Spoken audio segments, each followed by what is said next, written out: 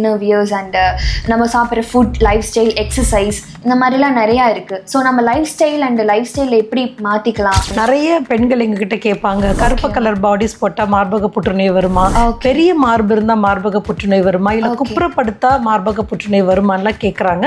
கண்டிப்பாக இது ஒரு மித்து தான். இது வந்து இது கட்டுக்கதை தான். இது அப்படி கிடையவே கிடையாது. நம்மளுடைய உணவு பழக்கத்துக்கும் பிரஸ்ட் கேன்சருக்கும் நிறைய சம்பந்தம் இருக்கு. ஏன்னா வந்து சைல்ட்ஹுட் ஒபிசிட்டி வந்து one of the predisposing factor for breast cancer.